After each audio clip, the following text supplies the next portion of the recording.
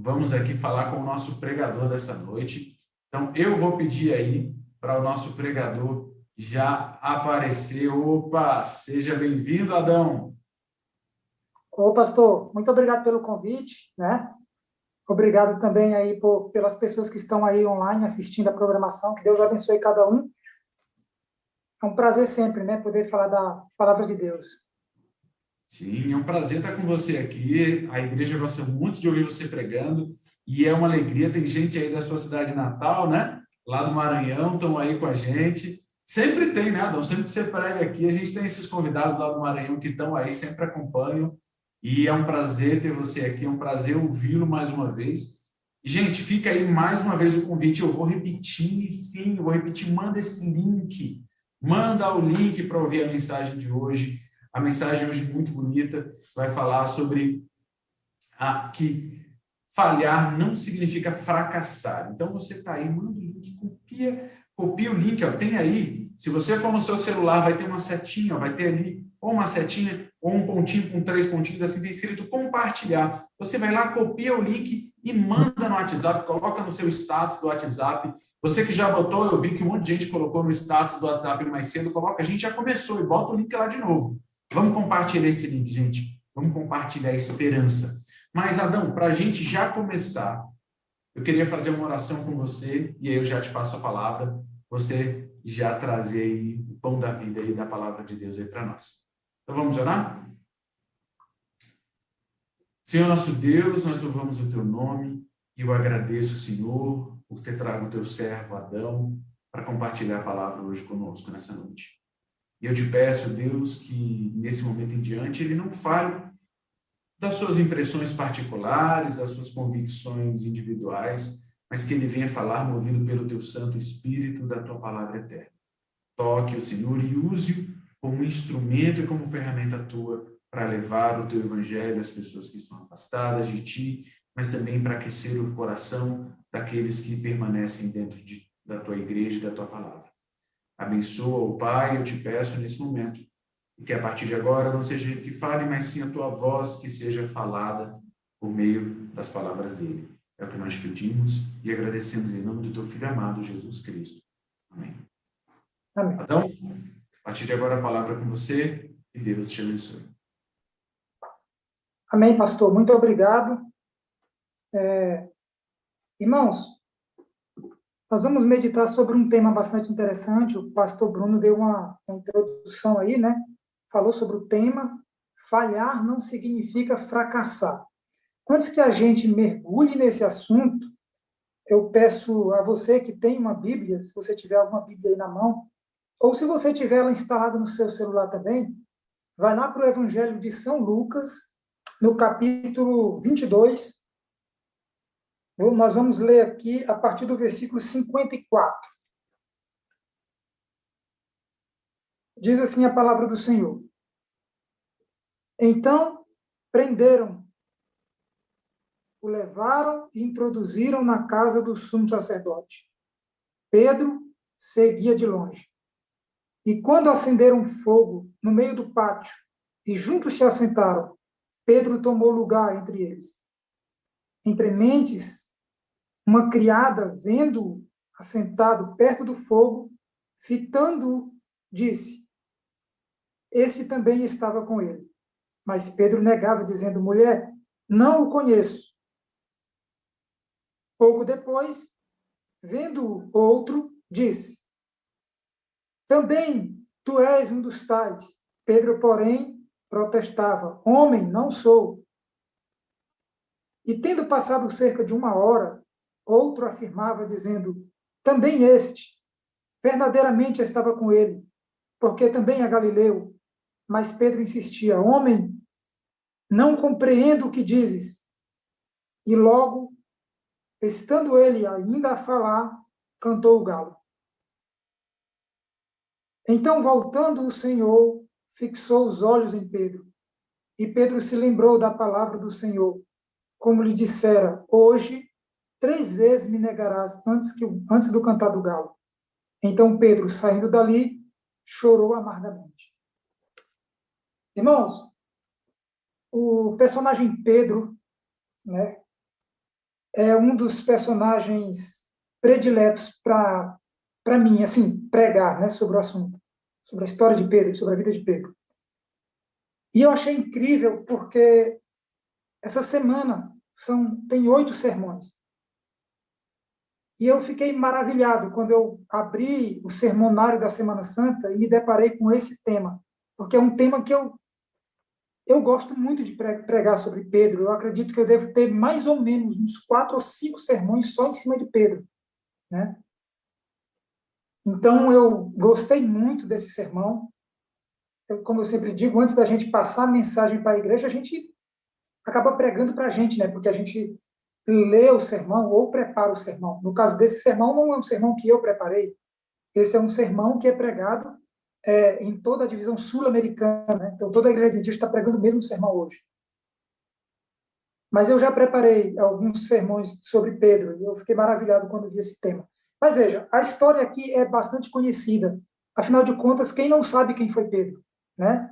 Quem não sabe o grande vacilo de Pedro, a grande falha, a grande queda de Pedro? Todos nós sabemos. Na verdade, até mesmo quem não é cristão sabe, né, que Pedro negou Jesus.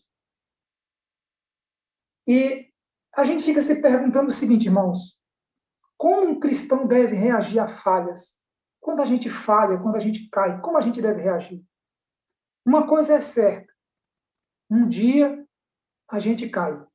Isso é um fato, tá? Um dia a gente falha, um dia a gente erra. Por quê? Porque nós somos humanos, porque nós somos homens, né? Digo, raça humana, né? E por sermos humanos e por sermos pecadores, um dia caímos. Isso aí é um fato, tá? Agora veja, você lembra quando você andou de bicicleta, aliás, tentou andar de bicicleta pela primeira vez? Você lembra que você montou na bicicleta e você tentou equilibrar ela e tentou andar sozinho, você não conseguiu, você colocava o pé no chão e de repente veio um colega, pegou ali na garupa da bicicleta, né? E ficou segurando e te ajudando a andar. Talvez um irmão, talvez o pai, um amigo. Mas na tentativa de aprender a andar de bicicleta, a gente acaba caindo e a gente rala o joelho, não é isso? Assim também é na vida, né? Assim também é na vida. A gente, às vezes, para aprender, a gente cai, né? A gente cai. Outra coisa interessante, os Jogos Olímpicos, 90% dos melhores atletas, eles não conquistam uma medalha. Eles treinam bastante, se esforçam bastante, mas 90% não levam uma medalha, né? Então, assim como eles, nós também tentamos, mas nem sempre vencemos. A gente faz de tudo, mas nem sempre a gente ganha. Nessa vida não só ganha, né?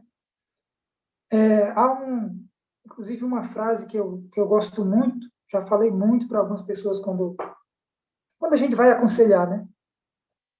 Eu sempre digo o seguinte: na vida não há perda, só ganho. Porque quando a gente perde tempo, dinheiro, esforço, a gente ganha experiência. Então, tudo é ganho, né? A gente sempre ganha algo.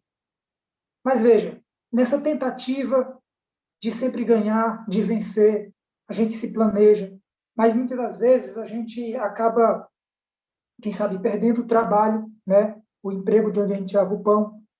Ou muitas das vezes você planeja um casamento, o casamento começa de forma maravilhosa, né?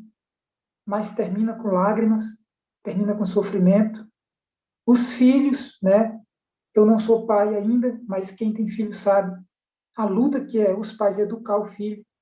E muitas das vezes o filho cresce com uma educação, né? Cresce com um instinto, uma forma diferente, e os pais sofrem. A situação do país também acaba revoltando a gente, né? Amizades traídas, pessoas que a gente confia, né? Demonstra afeto, carinho, de repente a gente é apunhalado pelas costas. A tal reciprocidade que é tão falada, né? O fato da gente se doar e não receber, né? Os sonhos que a gente se planeja, se organiza e de repente a gente acaba não realizando os sonhos da gente, não é isso? Agora, veja, a Bíblia, irmãos, ela mostra muitas falhas dos seus personagens. Porque a Bíblia, ela mostra a vida como ela é, tá? Então, algumas pessoas não acreditam na veracidade da Bíblia e eles dizem o seguinte, a Bíblia é uma história de carochinha, mas veja, histórias fantasiosas sempre no final diz o quê? E viveram felizes para sempre. E aí você vê que, muitas das vezes, o vilão morre, né? Ou é prejudicado, e o mocinho sempre se dá bem no final. Mas a gente vai olhar na Bíblia, a gente vê que os homens mais fiéis tiveram uma morte cruel, triste, né? Como os discípulos de Cristo.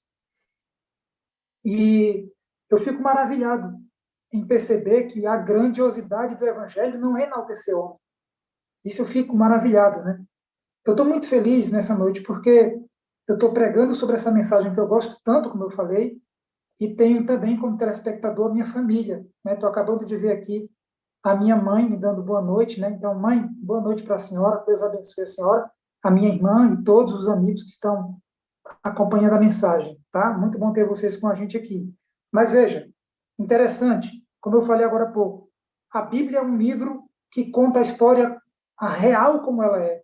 Então, muitas das vezes a gente faz as coisas certas, a gente é uma pessoa bondosa, mas nem sempre a gente se sai bem, né? A gente é prejudicado. Por quê? Porque nós vivemos em um mundo que perdeu, que ele é descontrolado, né? O pecado acabou perdendo o equilíbrio. Então, quando eu vejo, uma vez eu conversando com um amigo, ele estava questionando a existência de Deus e ele dizia assim: Adão, como é que eu vou acreditar em Deus e depositar minha confiança nele se eu vejo muitas das vezes alguém que faz tudo certinho ser prejudicado e alguém que faz tudo errado às vezes é beneficiado, sabe?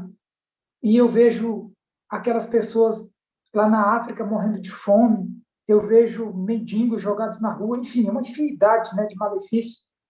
E eu lembro que eu vejo isso na minha mente e eu falei para essa pessoa, até porque é isso que eu carrego comigo, né? É tempo perdido caçar justiça e equilíbrio em um mundo que escolheu viver sem Deus. O ser humano escolheu andar pelos seus próprios caminhos. Desde que ele desobedeceu a Deus, né, descumpriu a ordem divina, ele acabou escolhendo trilhar seus próprios caminhos, fazer seus próprios planos, e lá no final, ele culpa a Deus. Então você vê que irresponsável, né? Muito bem. Agora veja, focando aqui os olhos em Pedro, né? Então Pedro, ele é um desses exemplos. Lá em São Mateus 26, 72 e 74, olha só o que diz a Bíblia aqui, ó. E ele negou outra vez com juramento: não conheço tal homem. Logo depois, aproximando-se, os que ali estavam, disseram a Pedro: verdadeiramente, és também um dele, porque o teu modo de falar te denuncia. Então começou ele a praguejar e a jurar: não conheço esse homem. E imediatamente o galo cantou. Irmãos, aqui você vê que Pedro, por mais que ele lutasse, né, para se disfarçar, a sua forma de falar, o seu sotaque, as suas palavras acabaram o denunciando, né? Então alguém falou assim: olha, a tua forma de falar te denuncia. Tu és sim um seguidor dele. E Pedro acabou até jurando, né, e revoltado. Ele disse que não conhecia o Filho de Deus. E quando ouviu o cantar do galo, caiu a ficha. E quando cai a ficha, aí resta o choro e o arrependimento. Porque a gente percebe que a gente poderia ter agido diferente, né? A gente teve uma oportunidade de mostrar o amor e o compromisso com Deus e a gente acaba escolhendo o caminho errado. Agora veja, com essas palavras, Pedro estava contrariando uma promessa que ele tinha feito. Lá em São Marcos, olha só o que diz a Bíblia, lá no livro de São Marcos, no capítulo 14, versículo 27 a 31, O contexto aqui diz que Pedro ele é avisado. Então lhe disse Jesus: todos vós vos escandalizeis, porque está escrito: ferirei o pastor e as ovelhas ficarão dispersas. Mas depois da minha ressurreição, irei adiante de vós para a Galiléia. Disse então Pedro, olha só a promessa de Pedro aqui, ó. Ainda que todos se escandalizem, eu jamais. Respondeu-lhe Jesus: em verdade te digo que hoje, nessa noite, antes que 2 vezes o galo cante, tu me negarás 3 vezes. Mas ele insistia com mais veemência: ainda que me seja necessário morrer contigo, de nenhum modo te negarei. E assim disseram todos. Você vê que Pedro ele afirmou, né, de forma bem forte, mesmo que todos te abandonem, eu nunca, e se for preciso, eu morro junto do Senhor. Quantas promessas nós já fizemos, né, irmãos?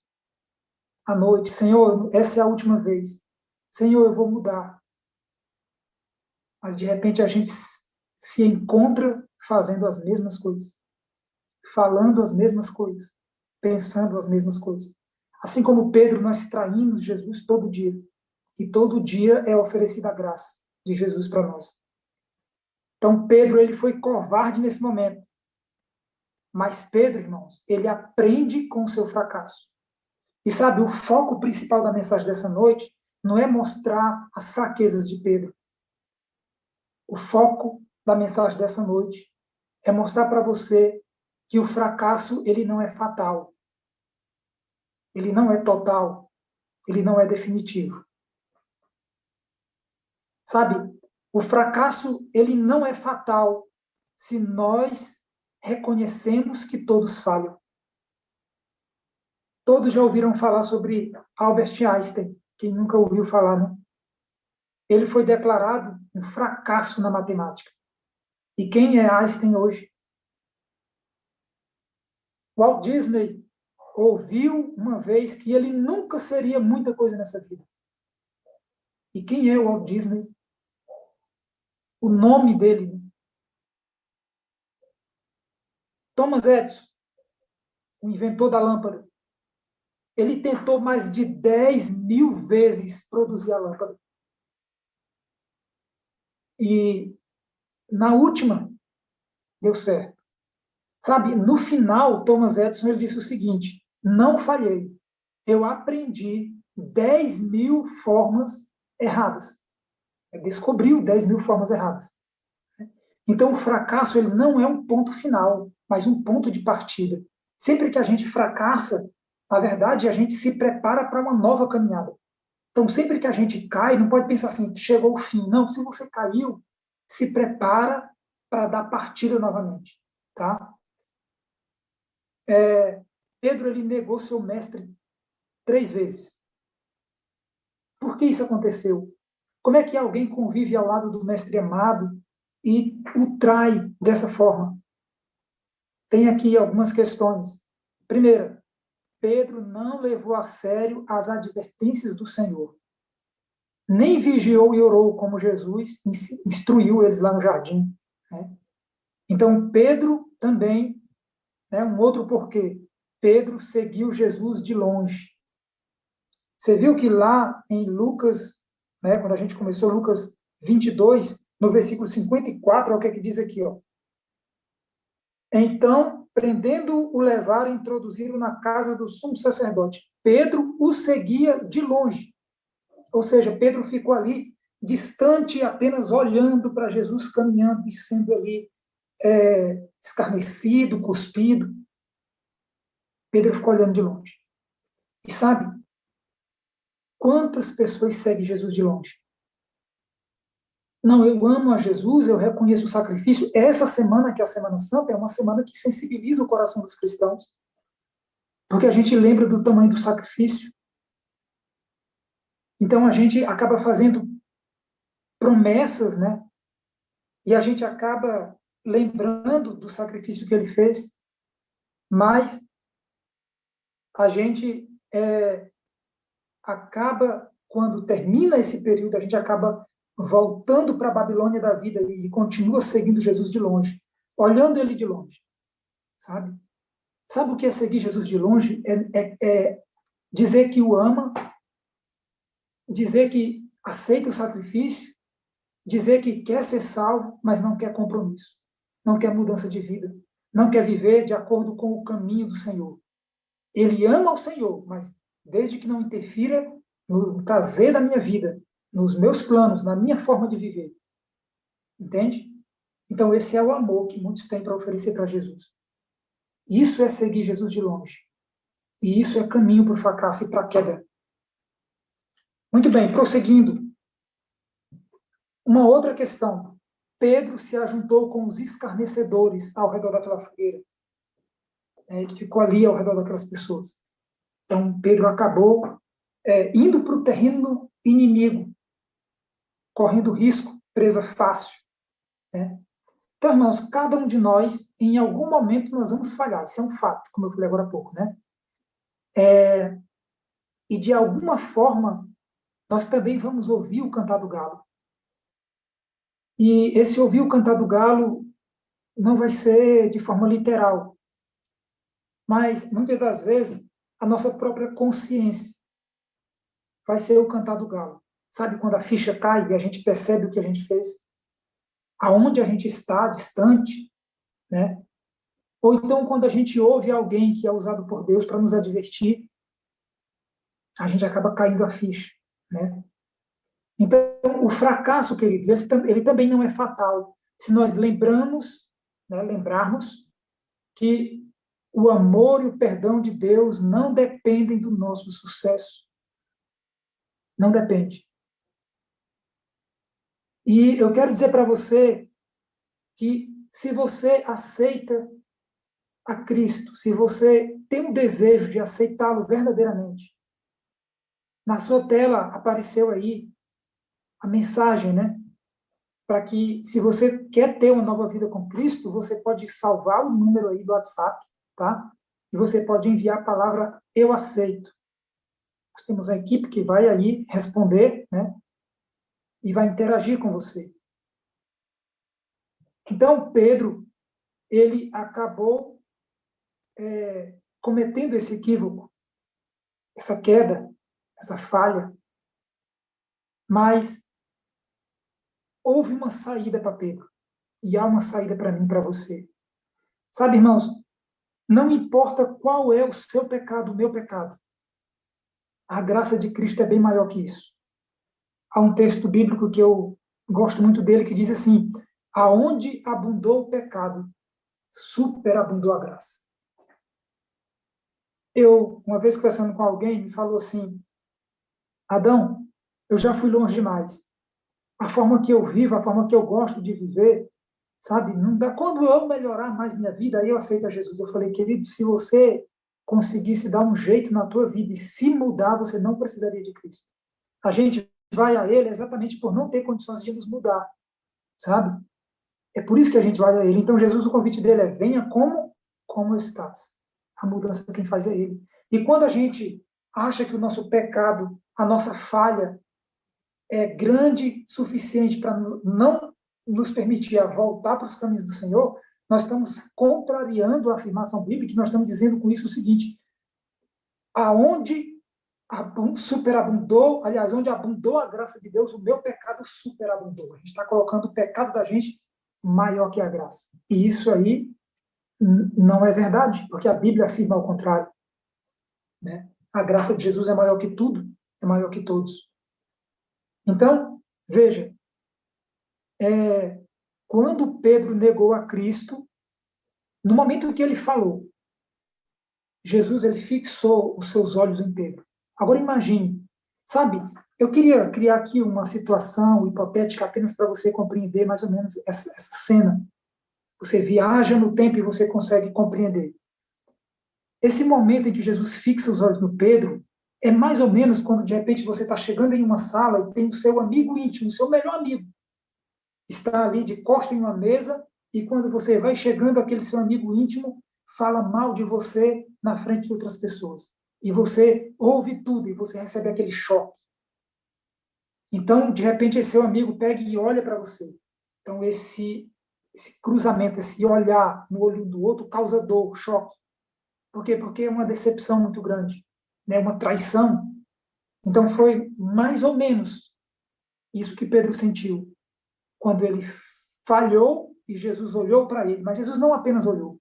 O texto sagrado diz que Jesus fixou os olhos em Pedro. A palavra grega ali, ela dá um sentido de olhar intenso, sabe? É a mesma palavra usada para descrever o primeiro olhar de um cego que acabou de ser curado. Esse foi o olhar de Jesus para Pedro, sabe? Jesus não olhou com um olhar de vingança, de desejo de justiça, não. Jesus olhou para Pedro com um olhar de amor, e aquilo dali foi que comoveu ainda mais Pedro. Seu coração se quebrantou, e eu imagino que Pedro, nesse momento, sentiu o desejo de morrer, sabe? Mas Pedro sabia que existia graça, e ele recorreu a essa graça, e ele encontrou graça. Pedro, ele é uma prova de que o fracasso não é fatal, se nós aprendemos e crescemos com ele.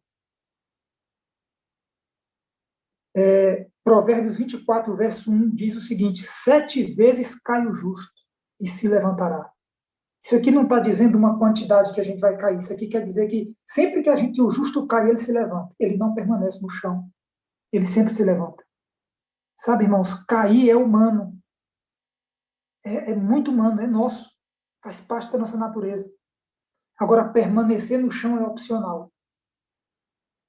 Você é livre, Deus te deu o livre-arbítrio. Você pode escolher permanecer no chão ou levantar, pegar no manto sagrado de Cristo e continuar andando com ele. Cair é humano. Permanecer no chão é opcional. Nossa maior glória, irmãos, não é nunca cair. Nossa maior glória é sempre se levantar. Pedro, ele caiu feio, e nós sabemos disso. Mas ele se levanta. E em 2 meses depois que Pedro quebranta o coração e chora amargamente, a Bíblia diz que quando Jesus fitou os olhos nele e a ficha caiu, Pedro saiu dali e eu fico imaginando o desespero de Pedro. Ele correu e se jogou, lamentou. E Pedro não apenas sentiu tristeza pelo pecado, né? Ele se arrependeu e sentiu desejo de mudança. Irmãos, o verdadeiro arrependimento não causa apenas tristeza e choro. O verdadeiro arrependimento causa mudança. Mudança de atitude. Mudança até mesmo de mente, porque a gente começa a alimentar novos pensamentos. E a gente busca em Deus transformação do coração. Então, o verdadeiro arrependimento é esse. Quantas pessoas eu já vi chorando na frente de um púlpito, na hora de um batismo, na hora de um apelo, só que poucos dias depois a gente volta para a Babilônia da vida. A gente abraça os prazeres mundanos. A gente troca uma eternidade infinita de felicidade por apenas míseros 80 anos. Que troca mal feita. Se você tivesse a oportunidade de ter em suas mãos, eu vou comparar aqui com uma coisa bem suja, mas só para a gente ver, eu vou falar de algo humano, só para a gente compreender, mas eu vou comparar com dinheiro, que é o que move o coração do homem, né? Imagine que você tem 2 bilhões de reais na mão. Você trocaria isso por R$1? Não, você não trocaria. A gente sabe o que tem valor. Mas nós fazemos essa troca sempre que a gente abandona os caminhos do Senhor e abraça os prazeres do mundo. Porque é prazeroso? É. Se eu for dizer que os prazeres do mundo não têm prazer nenhum, eu estou mentindo. Eu sou um ser humano, eu sou um pecador, eu me conheço. E sei que vocês são igual a mim, carne, e natureza pecaminosa também. Então eu sei que os prazeres do mundo chamam sim a atenção da gente, né? Mas quando a gente pensa no que a gente está perdendo, né? O Espírito Santo acaba nos fortalecendo a continuar. a continuar. Então, Pedro, ele caiu, mas se arrependeu, se levantou, abraçou a graça de Cristo. Depois eles tiveram um encontro na praia, você sabe, numa da Galileia, e Pedro imaginava pegar ali a maior surra da sua vida. Porque Jesus tinha todos os motivos para chegar e dizer assim, Pedro, vem cá. Rapaz, como é que você me prometeu que estaria comigo e no momento que eu mais precisei, você me traiu, você me negou na minha cara, eu olhei nos seus olhos e você continuou ainda afirmando que não me conhecia. Jesus tinha todos os motivos para dar a maior surra da vida em Pedro. Eu digo surra de conselhos, né, de humilhar ele com palavras. Mas a graça, o amor de Jesus é maior que isso. Ele chamou Pedro, e Pedro, eu imagino Pedro já indo trêmulo, imaginando, agora eu estou perdido. Ele vai, além de me expor diante de todos os outros discípulos, ele vai acabar jogando na minha cara, e eu não vou ter nem como me defender, porque realmente estou errado. Então Jesus chamou ele e falou, Pedro, tu me ama? Pedro falou assim, amo sim, Senhor, eu te amo. Jesus disse, apacenta as minhas ovelhas. E Jesus falou, Pedro, eu imagino que Pedro pensou, nessa segunda vez eu imagino que Pedro pensou assim, agora é a hora. Ele disse, sim, Senhor. E Jesus falou, tu me amas, Pedro? Sim, Senhor, eu te amo. Jesus falou assim, apacenta as minhas ovelhas. E pela terceira vez, Jesus falou assim, Pedro. Pedro falou, não é possível. Jesus falou assim, tu me amas? Nessa hora, irmãos, eu imagino um flashback na cabeça de Pedro. Pedro veio agora na mente dele tudo o que ele fez. E ele deve ter pensado assim, como é que ele vai acreditar nessa palavra? Como é que eu vou dizer para ele que o amo se eu provei com atos totalmente ao contrário? Então eu imagino Pedro gaguejando, emudecendo, com muitas palavras, com muito esforço. Ele diz, Senhor, tu sabe todas as coisas. Tu sabe que eu te amo, mas um amor muito humano. Um amor fraco, a ponto de, no meu momento difícil, eu acabei te traindo. Irmãos, ali, naquele encontro na praia, Pedro realmente abraçou-se com a graça de Cristo. E a partir daquele momento, a Bíblia não registra mais nenhuma queda de Pedro. 2 meses depois, Pedro realiza um sermão. E nesse sermão, ele batiza 3.000 almas. O homem que caiu e traiu seu mestre, agora estava batizando 3.000 pessoas, levando 3.000 pessoas ao arrependimento e à conversão ao lado de Cristo. Sabe, isso é aceitar a Jesus. E se você, assim como Pedro, deseja aceitar o mesmo Cristo, envie uma mensagem para o número que está aparecendo aí na sua tela. Você salva o WhatsApp e envie a palavra eu aceito. Você vai estar iniciando aí um processo de desenvolvimento do aprendizado da Bíblia. Você vai ter acompanhamento, você vai ter parceria. Você não vai estar sozinho. Então, tome essa iniciativa. Sabe, amar a Cristo não é apenas dizer, é viver. E viver exige renúncia da gente mesmo. Apareceu também aí no chat o link. Se você não quiser ter que digitar o número e salvar, você clica no link. E você vai ser direcionado diretamente para o WhatsApp. E é só enviar a palavra eu aceito. O pastor Bruno está à disposição. E ele vai entrar em contato com você. Irmãos, para finalizar a mensagem, eu quero dizer para você o seguinte. Fracasso é algo que acontece, mas pode ser vencido. Não leve em conta se alguém de repente falou para você que você é um fracasso.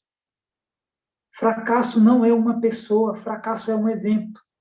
Você não é um fracasso. Fracasso é algo que a gente faz e não o que a gente é. Então você pode se levantar de novo.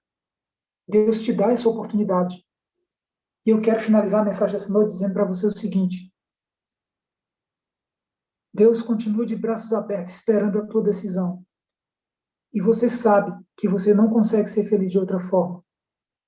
Os caminhos que você andou, tudo que você viveu, pode até ter te dado um pouco de prazer.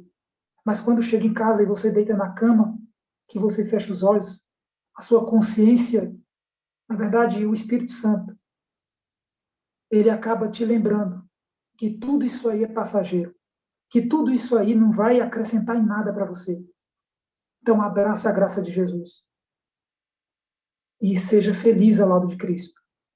Essa é a minha oração e o meu desejo para com todos, em nome do Senhor Jesus. Eu agradeço a todos pela audiência aqui, né, na programação. Agradeço a todos que, de alguma forma, abriram, né, um espaçozinho na sua agenda para assistir a essa live, né, ao pastor Bruno pelo apoio à igreja, enfim.